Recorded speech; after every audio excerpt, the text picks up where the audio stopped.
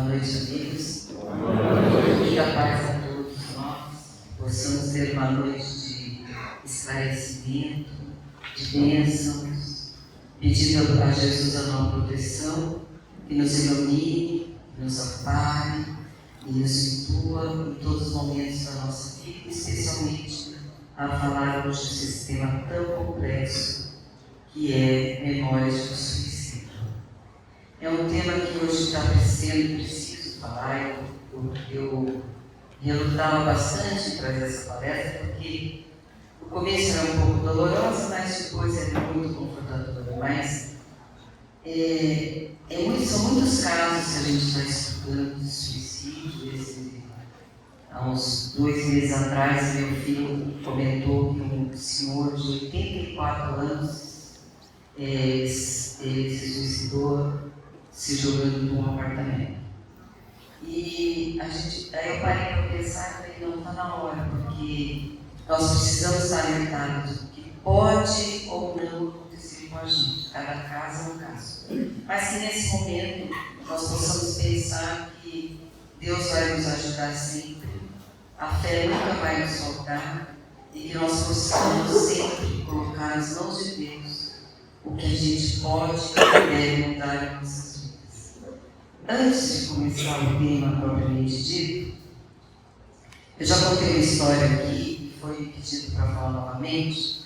Ela está escrita no livro Loucura e Obsessão, do autor, o espírito Manuel Filomeno de Miranda, psicografado por Divaldo Pereira Franco. E o caso é o caso Sara.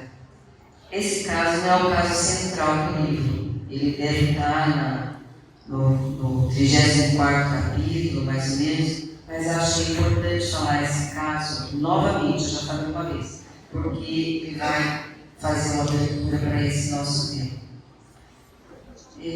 Sara era uma menina de 5 anos, filha de trabalhadores espíritas, que trabalhavam em mesa mediúnica, ajudando as pessoas necessitadas, sempre com dificuldades, e os pais incansavelmente orientando essas pessoas. Sara recebe o diagnóstico de uma doença que ela desencarnaria em poucas horas. Uma idade pequena, 5 anos, os pais ficaram muito abalados. E como ele trabalhava no centro, e ele tinha uma ligação mental com Bezerra de Menezes sempre, porque Bezerra de Menezes sempre está atuando nas doenças e ele cuidava desse setor, ele pede a doutora Bezerra que interceda junto a Maria para que sua filha não desencarnasse naquele momento. E o doutor Bezerra vai e telepaticamente faz o pedido, recebe a resposta através de Celina, que a programação de Sara não poderia ser mudada. Ela iria desencarnar com 5 anos. Ele não aguenta e pede novamente. Ele diz que ele não ia conseguir mais trabalhar, ele não ia conseguir, não ia ter forças se a filha dele desencarnasse. E aí ele pede novamente, o doutor Bezerra também passa a mensagem e recebe novamente dizendo que a programação teria que ser seguida e que não poderia ser feito nada que pudesse mudar. Aí pela 3ª vez ele se ajoelha e implora. Ele implora à Mãe Santíssima que deixe sua filha com ele, que ele ia cuidar da sua educação religiosa, que ele ia cuidar, ele ia ser seu cuidador, seu orientador, seu pai, seu amigo, enquanto ele pudesse, mas que ele deixasse, porque eles não iam conseguir sobreviver sem Sara. E aí sim, aí vem a resposta, que foi, ele recebeu uma moratória e Sara iria continuar com eles. Passam-se 15 anos, Sara chega aos 20 anos. Quando ela chega aos 20 anos, ela entra na faculdade, e na faculdade ela reconhece um professor seu, que ela não entende por que a ligação com ele, lhe fazia tanto mal. E ela tenta se afastar e não consegue. Ele é casado. E ela sabe que se ela tiver uma ligação com ele, tudo que ela aprendeu do pai, tudo que o pai orientou, ela ia colocar a culpa, ela não ia ter condição de suportar. E Sara, aos 20 anos,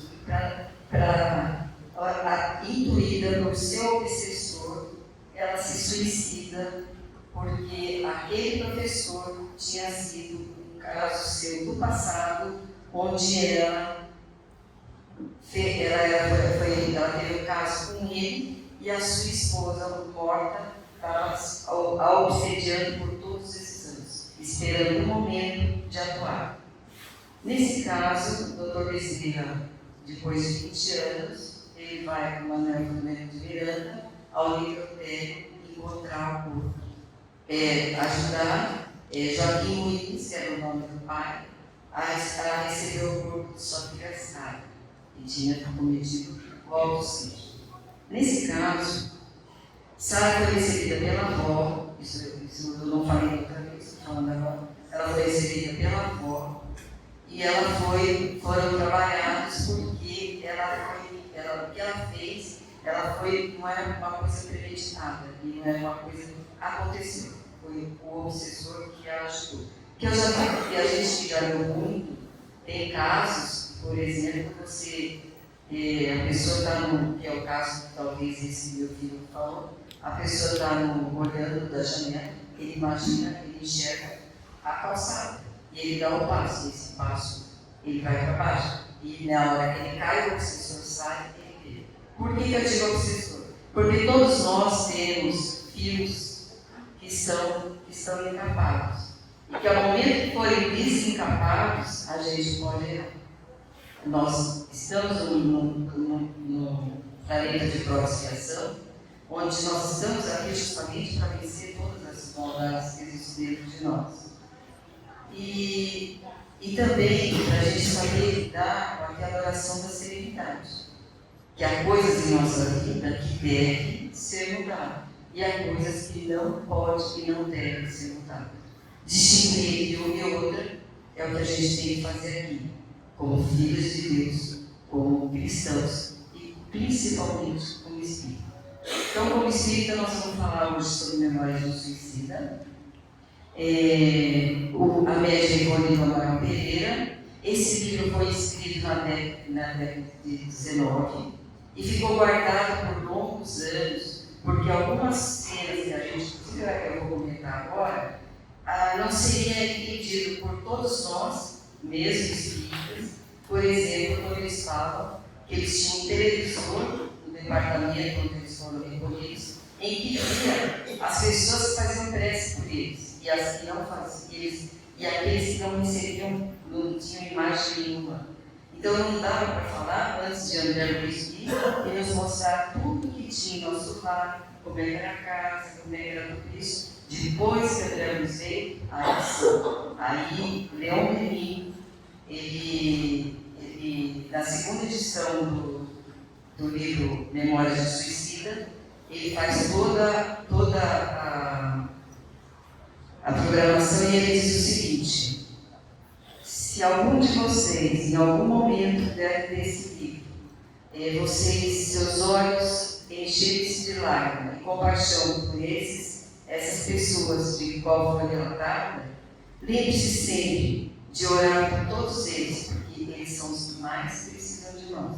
E no final da palestra, eu vou falar uma mensagem que Jesus ditou a um apóstolo para falar sobre os suicidas. Então, suicidas não é nenhuma pessoa que a gente deve não falar. A gente deve sim orar sempre que possível. E sempre que possível, às 6 horas da tarde. Porque nesse horário, no Hospital Maria de Nazaré, no mundo espiritual, para todas as atividades para fazerem a oração do anjo, em memória de todos eles que estão necessitados. Essa aqui é uma imagem que é como se fosse um balão, mas dá para ver algumas fendas ali, que são cavernas. Porque o suicida, quando ele desencarna, no caso nós vamos falar de Camilo Cândido Botelho, ele foi um escritor português que se suicidou. Mas Ivone muda o nome dele. E mesmo mudando o nome dele, todo mundo faz ligação por ser português, porque se suicidar da maneira que se suicidou, e a época. Então, ele vai contar a história dele. Por isso é Memórias do Suicida, porque é um suicida contando a sua história. E ele conta que ele de repente se viu num lugar muito escuro, muita neblina, e ele não sabia. Ele achava como ele estava vivo, e ele suicidou por causa da cegueira, ele não se aceitava como cego, ele não queria depender de ninguém, não queria ser um peso para ninguém. Então, mas ele não sabia o porquê, ele se enxergava do outro lado. E essas cavernas é uma área toda muito escura, muita neblina, é onde eles vão ser transportados através da vibração. Não é que alguém coloca lá, vai ser vibração. Nessa aqui, quando eles estão nessas cavernas, e você vê alguns rostos deles aqui, é porque eles estão ali há muito tempo, e eles não têm noção. Camilo Cândido Botelho conta que ele foi saber pela história de um amigo dele, que eu vou contar, vai ser a única história que eu vou contar hoje, porque eles são em 5, mas não dá para falar de todos, eu escolhi um deles. Ele está há 13 anos nesse lugar. E sempre ele viu as pessoas vindo com um turbante e com um emblema, com essa flâmula ali, Legião dos Servos de Maria, e eles têm uma inscrição de uma cruz azul na roupa deles, todos eles de branco, e eles vêm com essa carriola e eles chamam alguns dele. E ele torcia muito que fosse chamado, porque ele imaginava que nesse momento que fosse chamado, ele sairia desse lugar. Esse lugar era lodo, a água que eles enxergavam era lodo, ao que eles viviam era um sofrimento grande. Mas o que acontece? Todos nós temos a nosso fio, que a gente fala, que eu sempre mostro nas palestras, aquele fiozinho de prata que sai do nosso corpo físico ao nosso perispírito. E o tempo ele só vai ser desligado no momento do nosso desencarne. O que não aconteceu com o suicida. O suicida, ele arrebenta esse fio. E o fio fica ligado a ele. Então ele fica com aquele sentimento, tudo que ele sentia aqui, ele vai sentir do lado de lá. E o pior, ele vai descobrir que lá ele não está vivo, ele não morreu. Ele está vivo com muito sofrimento. Então ele pede muito e reza muito para que comece, que eles levem. Mas eles não podem levar enquanto existir esse fio de ligação com aqui na Terra. Só nesse momento ele vai ser. E como é que nós sabemos que ele vai ser desligado? Vai ser naquele momento em que ele só tem força para mais nada. Nem para falar, nem para comer, nem para andar, para nada. Nesse momento é que aí os servos de Maria, que depois nós vamos ver como é que eles veem eles vêm e vão chamando. Nesse lugar, eu não sei se não passa, tem para mim. Não.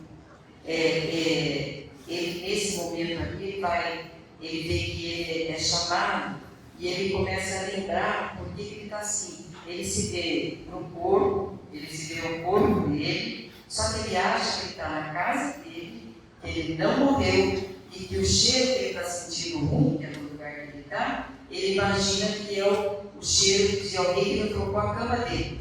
E não é. É a decomposição do corpo dele, muito que ele está sentindo todo o cheiro. Então, por isso, ele começa a ficar desesperado e quando vê essa cena, ele foge. Quando ele foge, ele é levado por essa turma e vai para aquele vale dos suicidas.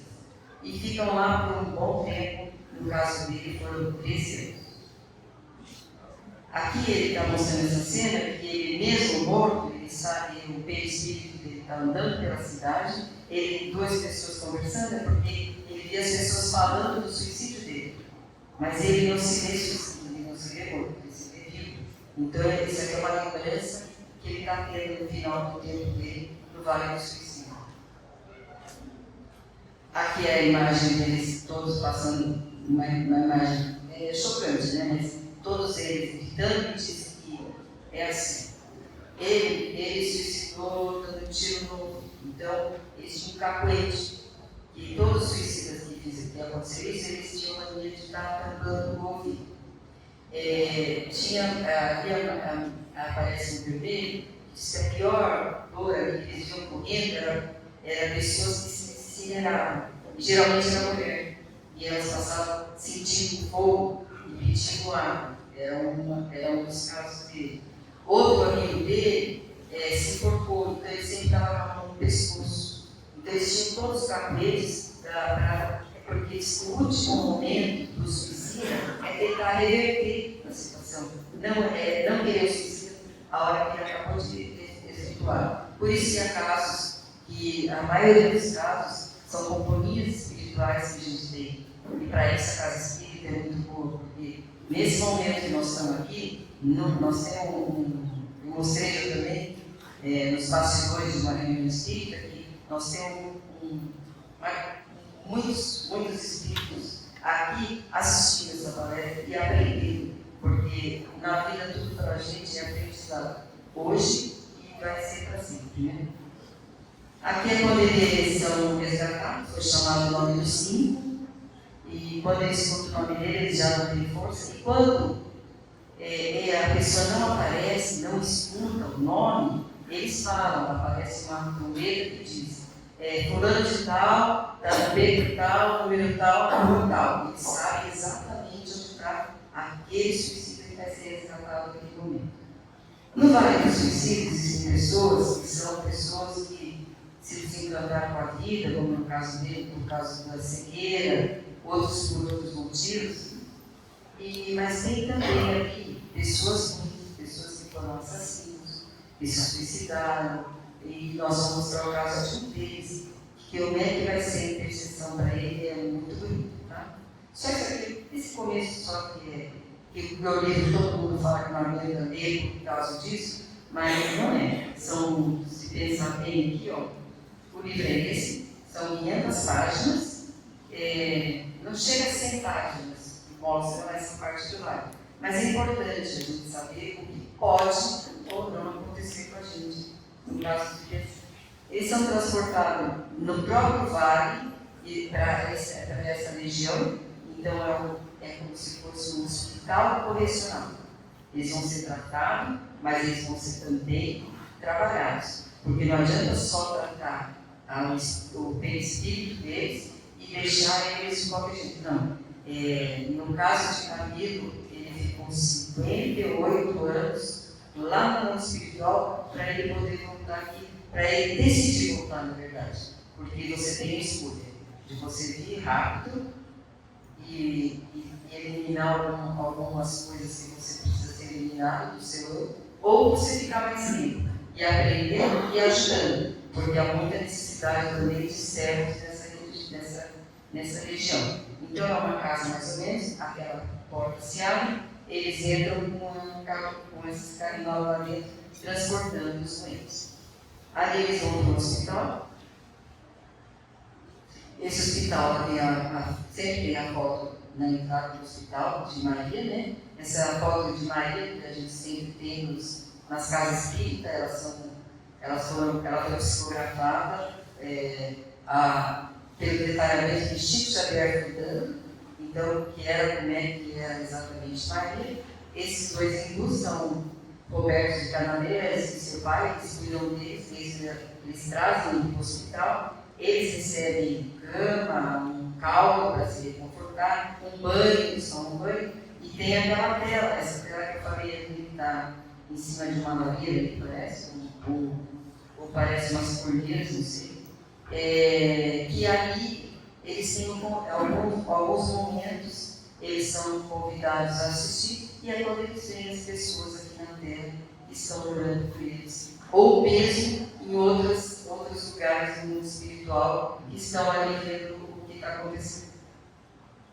Aqui o Camilo está sendo tratado, como ele feriu o ouvido, ele não sabe como é que é feito todo esse tratamento, toda a bagagem que tem, mas ele está sendo tratado. Não vai desaparecer de uma vez, não, tanto que ele vai ficar 50 anos lá, mas ele vai ser totalmente diferente. E dentre eles 5 que estavam junto no peito, que foram resgatados junto naquele pessoal que foi levado todos juntos, tem um deles que ele era uma pessoa muito, muito difícil. Porque ali eles são convidados a ser tratados, a ouvir palestras, a estudarem, a fazer um tratamento psicológico, e ele não aceitava. Ele dizia que não aceitava porque ele nunca tinha visto uma mensagem da família dele. Ninguém dava notícia da família dele. E ele não se conformava de não ter notícia da filha, Margaretinha, e do seu filho. Eu não lembro o nome dele agora. Ele tinha 4 filhos, mas esses 2 ele tinha muita saudade. Dizia que a mulher dele era uma pessoa muito boa, ele foi uma pessoa muito rica, morava no Porto, em Portugal, só que ele lidava com o dinheiro de outras pessoas e tinha o vício do jogo. Ele jogava. E ele começou a perder dinheiro através do jogo. E começou a dever para pessoas. E ele não estava se aguentando mais e ele se suicidou, esse amigo dele. E ele pede que ele só vai fazer o tratamento se ele conseguir ir lá na casa dele, ver como é que está a família dele, principalmente a filha e o filho. E o que acontece? Ele pede a cartola que ele usava, a roupa que ele usava, e pede flores para ele levar para a esposa também, que ele quer visitar a família dele. E o responsável por esse hospital, ele diz para ele, não lembro o nome dele agora, ele diz assim: olha, você vai por sua livre conta, porque o que acontecer com você de errado nessa nós não vamos poder interferir. Nós vamos estar aqui para amparar e te trazer de volta. Tem um prazo, vai ser 2 dias. Durante 2 dias você vai ficar aqui e você vai voltar. E nesse meio de tempo, ele pede para algumas pessoas acompanhar e ele vai aprender a vir para a Terra, sendo que ele não estava preparado para vir para a Terra ainda.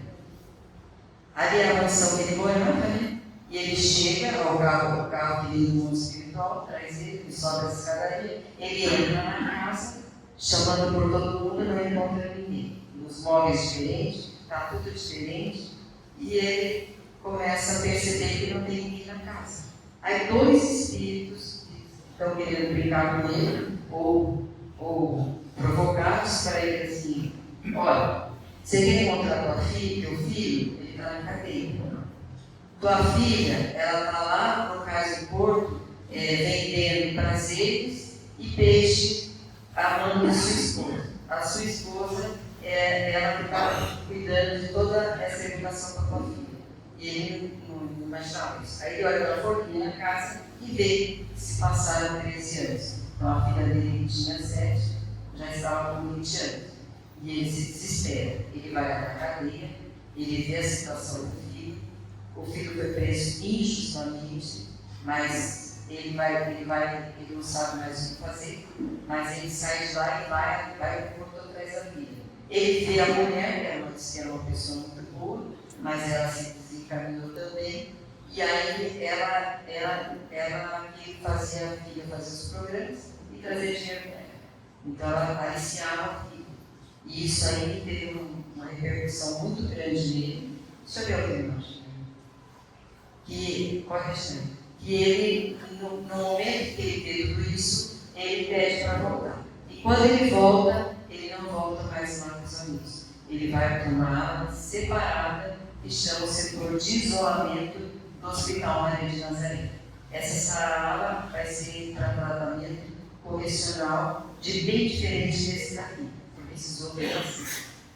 Essa imagem aqui agora é dentre os trabalhos que eles começaram a fazer com eles lá no hospital. Eles convidam um deles, aqui, que eu também não me lembro o nome dele, esse que está sentado, ligaram os fios nele aqui e começa a passar todo o momento do autocídio dele. E ele começa a viver aquele momento. Só que, se vocês olharem na plateia, eu disse aqui tem também, essa plateia são espíritos em condições muito difíceis de entenderem o que está acontecendo. E eles, lá no mundo espiritual, por mais que eles façam esse trabalho, eles não conseguem ajudá-los. E aí, nesse caso, entra o centro espírita. Porque eles vêm para a Terra, escolhem entre 3 países, Espanha, Portugal e Brasil, qual lugar que seria mais adequado para trazer essa equipe de suicidas para fazer tratamento? E vai ser escolhida aqui no Brasil, no interior do Brasil. E eles trazem, então eles escolhem os médicos, aqueles que estão muito preparados, que se preparam tanto mentalmente, como psicologicamente, como o que ele ingere, o que ele fala, o que ele faz. Eles escolhem esses médicos a dedo, escolheram 20 dos 20 e eles têm o direito de aceitar ou não o trabalho. E desses 24 aceitam, isso durante o sono. O desdobramento do sono, eles vão, conversam com eles e eles aceitaram. Nessa casa onde vai ser, que eles iam ser, porque antigamente, eles violaram antigamente, né? Como eu e meu irmão aqui, a gente, os centros, a maioria era nas casas. No meu caso, na minha casa, eu com 14, 13 anos, a gente já via fenômenos dentro da minha casa, assim, que era trabalhar. Então, eles colocaram uma flama para identificar que ali estava o servo de Maria, então ela estava totalmente protegida, e iam trabalhar. Outra coisa, eles trabalharam os espíritos ali, mas vocês estão vendo que eles puseram os animais, porque a energia do suicídio era tão forte que só os animais conseguiam aguentar aquilo para retirar essa energia deles. Tá? A eleição fazendo essa mulher você vê o espírito ali encostado nela, e ele está falando, ele não está entendendo o que está acontecendo, ele não sabe ainda, ele desencarnou, ele não sabe o que está acontecendo, porque é isso que acontece, geralmente não sabe, ele acha que está vivo, né? Só que ali esse mentor da turbante aqui, ele mostra todo o filme da vida dele. E aí ele começa a entender o que aconteceu com ele, o que ele fez, aí ele se arrepende e aí ele é levado para fazer o tratamento. Aqui, depois que eles passaram, acho que 3 ou 4 anos nesse hospital, eles são levados para essa torre de vigília, eles são convidados. Não são todos que são convidados, são aqueles que mais se saíram bem nessa situação de estudo, de disciplina. Na verdade é disciplina, né? Eles têm que ter hora da oração, o pensamento, porque eles vão mostrar aqui o que é o trabalho. E nessa torre é um mar, e ele consegue ver lá raízes, que eles conseguem ver um ponto do mar aqui na Terra, como qualquer beco dentro do Vale do Suicida para encontrar alguém. Quando alguém faz uma oração, é esse torre que capta toda a energia que vem aqui e toda a ajuda, e para mandar a ajuda necessária para tentar evitar o suicídio, né? Então eles mostram que ali essa torre é só para dizer que eles foram conhecer esse lugar. E aí nessa torre tem esse rapaz que está no isolamento, que você vê sozinho ali. Ele não era só um suicida, ele era um suicida, mas ele era um assassino. E ele fazia 28 anos que ele estava aqui sendo trabalhado. E ele não se arrependia, e ele estava sendo preparado para um planeta mais primitivo, para ele ir embora. Ele era de uma falange de mal muito grande que viveu na Terra. Mas a ilha de Nazaré intercede por ele. E ela disse que deixasse ele mais um pouco para que pudesse ver se ele conseguia melhorar e voltar, porque é em condições de perder, mas que ele voltasse para não ser transferido para o planeta primitivo. Então a gente vê que todos nós vamos ter todas as oportunidades, inclusive, nesse caso, um assassino suicida. Aqui eles já vão ser de um isolamento, são todos esses casos, desses daí, e eles vão começar a ser preparados para a reencarnação. Então, é uma das coisas urgentes, porque tem casos, e no caso desse Camilo, ele pôde escolher, dos amigos dele também. Dos amigos deles, 2 resolveram por reencarnação imediata, e 3 resolveram ficar trabalhando lá. E o que eles faziam? Eles trabalhavam atendendo as casas espíritas aqui na Terra, nos hospitais, velórios, todos os lugares que tivesse muita gente, eles sempre estavam ali para evitar o pensamento mal, que se ligasse ao obsessivo. Aqui são os departamentos da reencarnação. Então, o recolhimento, todos são recolhidos, todos que vão reencarnar, eles vão ficar um tempo no recolhimento, porque quem assistiu à palestra que nós fizemos, acho que é Missionários da Luz, que teve a reencarnação de Sigismundo, quando o perispírito diminui, vai diminuindo, você vai recolher.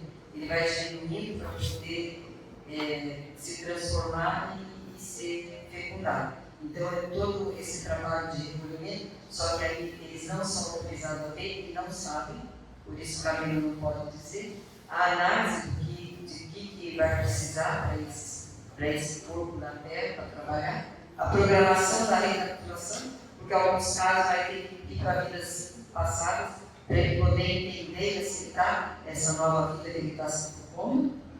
É uma pesquisa do corpo humano, qual que mais adequa ao momento que ele vai viver, planejamento do corpo físico, e o laboratório também realmente vai entrando nesse empreendimento. Esses são os departamentos da reencarnação, tudo está naquela torre de vigília. Aqui eles estão mostrando que ele está fazendo o corpo para um espírito que vai reencarnar, e às vezes, tem casos quando ele já está muito avançado, está ajudando, que a pessoa já mudou bastante seu padrão de vibratório, ele dá palpite. Não, eu quero um corpo assim, assim, assim, porque aquele outro me atrapalhou. Como nós vimos no caso também dos livros, que acho que é missionários, de uma mulher que estava com o corpo perfeito, e ela chegou, não quero. Eu quero que você desenvolva alguma coisa que eu engorde. Porque o corpo perfeito foi o que fez ela cair numa vida anterior. Aqui é um outro lugar que depois que eles passam tempos lá, ele vai ficar 20 anos nesse lugar aqui. Eu não me lembro o nome dele agora. É que a gente tinha feito um negócio para esse livro que não teve como a gente colocar. Mas é um lugar muito bonito onde ele vai ficar estudando. Tem muito, eles estudam tudo, todos os eles estudam psicologia, corpo humano, planejamento. Se imaginar, ele passa 20 anos dentro desse lugar estudando, mas já é um lugar já que, lá mesmo, naquele vale, mas é um lugar todo iluminado e todo apurado. E aqui, então, ele mostra a história nesse lugar, isso aqui, essa imagem que está aparecendo, é uma das coisas que eles falam, eles vão estudar a história de Jesus, e no momento eles veem o vídeo da época de Jesus, então eles começam, muitos se tornam cristãos ali, aqueles que não eram, então eles vão ver todos eles. Pode passar. E aqui é a história dele, que ele no caso, ele não entendia por que ele não aceitava a cegueira, por que ele se suicidou. Então eles vão contar a história desde o começo, que ele, há muitos séculos atrás, ele viveu, ele era uma pessoa muito simples, escolheu essa vida, e ele veio para a Terra. Nessa terra, ele encontrou essa moça, que era sobrinha da mãe dele, e ele se apaixonou perdidamente por ela. E ela, ele é esse que está aqui no canto, não é o que está beijando a mão. Mas aparece uma outra pessoa que ela realmente se apaixona, que é o amor da vida dele. E ele, como ele foi muito tempo, ele quis, depois de ser muito chateado, ele quis se tornar padre, para poder trabalhar na época da Inquisição. Ele queria ir para lá. E o padre dizia que não, mas ele foi. Ele foi para lá, ele foi escondido do pai dele, e ele se tornou padre, e ele pode passar um pouco. E o que ele faz? Ela casa com ele, ele mata isso eu estou falando tudo do Camilo, tá? É o escritor, é a vida dele. Aí ele mata esse rival, não mata, ele prende o rival, ele faz todo tipo de tortura com ele, e ela vai até lá pedir por ele. E quando ele vê ela chegando, ele pensa que ela foi lá por ele. Ela diz que não, ela foi pedir pelo marido dela. E aí ele diz que ele entrega o marido dela desde que ela se entregasse para ele. E ela aceita. Só que ela disse que ele entregaria ele para ela. Apenas, foi a única coisa. Não teve mais nenhuma exigência. E o que ele faz? Ele vai, ele cega o marido dela. Aí ele entrega, ele todo torturado e cega para ela. Por isso a cegueira dele. Por isso ele tinha que passar por aquela cegueira. E por isso ele vai voltar para ser cego de novo. Esse aqui é um exemplo de um ilustrativo, é um dos que reencarnou dos dois amigos dele, chamava Mário Sobral. E o que ele fez? Ele tinha um caso com uma mulher e ele assassina a amante dele e se suicida. Aquele caso que eu falei no começo. Então ele volta e ele escolhe. E ele fica muito assustado quando ele vai visitar antes no berço que já está reencarnado, uma condição de extrema pobreza, abandonado por quase todo mundo, porque ninguém aceitava ele dessa maneira. E ele vai visitar e ele sofre muito. Antes da reencarnação dele, de visitar o amigo, então assim, as duas mãos presentes que foi prometido. Essa página aqui eu pus Jesus porque tem uma história, e nós estamos caminhando finalmente, o livro tem bastante histórias, né? Eu escolhi algumas, porque eu vou ler aqui agora, assim, tem um departamento, a Casa da Esperança, que chama aqui de lugar bonito, que eu falei que não lembro. Essa Casa da Esperança tem 4 ou 5 pessoas responsáveis por ele. E um deles, ele é um menino de 37 anos. E eu vou contar a história dele rapidinho, porque eu estou comentando o horário. Tá certo? Tá. Então, esse menino é um dos meninos que Jesus, quando vivia na terra, ele tinha contato com esses meninos, ele era um deles. E ele dizia, por causa dele, ele dizia, 20 amigos pequeninos, eram essas crianças que ele cuidava. E ele sempre acreditou em Jesus e divulgava Jesus para todo mundo. E a primeira morte dele foi numa fogueira. Na época de Nero, naqueles círculos, ele morreu numa fogueira. Aí ele teve mais 2, 3 vidas e ele também morreu sempre falando de Jesus o que ele podia. Ele acreditava, o que ele amava, e ele morria com alegria. Ele sabia que a partir daquele momento ele ia estar com Jesus. E quando Jesus vai porque o lar de Maria é um lugar cuidado por Maria de Nazaré. Ela de todos os suicidas. Todos os suicidas é responsabilidade dela. Ela assumiu isso desde que ela voltou para o mundo espiritual. E Jesus manda uma carta para esse menino que, na verdade, lá ele aparece com pouca idade, por causa que ele gostava muito de trabalhar com as crianças. Então ela manda uma carta. Acho que sim. Essa é a foto da Maria de Nazaré. Lá estava a carta. Vamos ver se a gente consegue. Senão eu vou ler aqui, porque é muito bonito Jesus falando para ele. E eu vou ensinar primeiro. Em seguida eu vou fazer a prece para Maria de Nazaré, para todos nós agradecermos. E a gente passa aos passos, tá bom?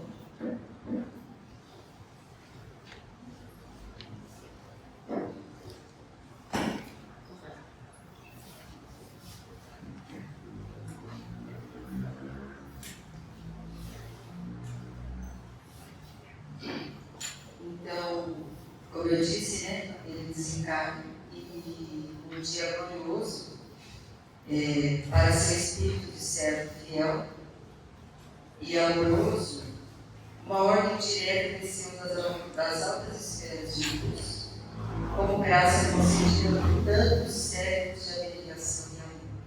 Porque desde que Jesus veio na terra, ele está trabalhando para ele com muita abnegação e amor. E Jesus disse para ele: vai, amigo, e dá em teus labores a legião de minha mãe. Pediu para ele trabalhar. Socorre com os meus ensinamentos que tanto prezas os mais destituídos de luzes e de forças que encontrais, confiando a teus cuidados, e pensa de preferência naquelas mentes tão desfalecidas sob a perenidade do suicídio.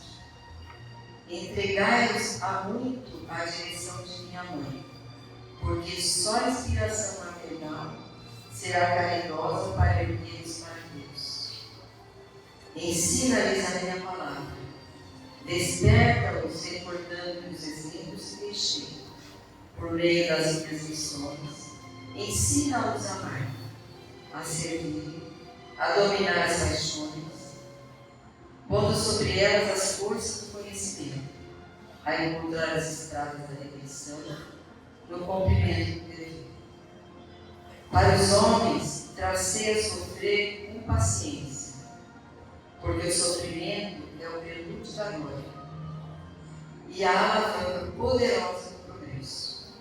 Abre-lhes o livro da tua recordação. Lembra-te de quando me ouvias na Judéia e ilumina-os com as claridades do meu Evangelho, pois é só isso que lhes falta.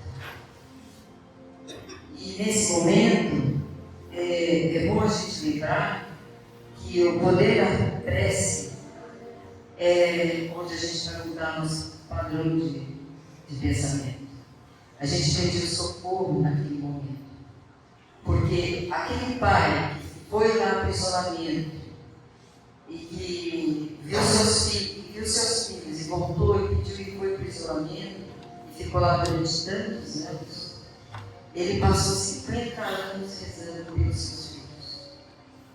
E é emocionante saber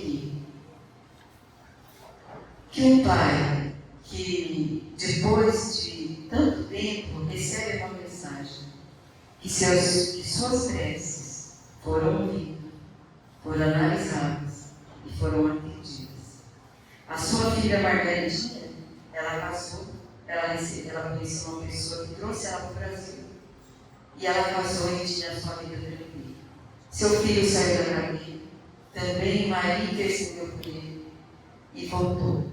Mas a prece é atendida no tempo certo, não é no nosso tempo. Por isso a importância da nossa prece em entregar ao Pai que seja feita a vontade dele. E nesse momento nós vamos fazer a prece e pedir a Maria por todos os suicidas, por todos os familiares que estão no mundo espiritual, e que se a prece do Pai tira o filho da cadeia, a filha da prostituição, e são atendidas por Maria, como o Chico Xavier dizia, as preces da mãe arrombam a porta do céu, mas os pais também. Por isso eu peço uma salva de palmas aos pais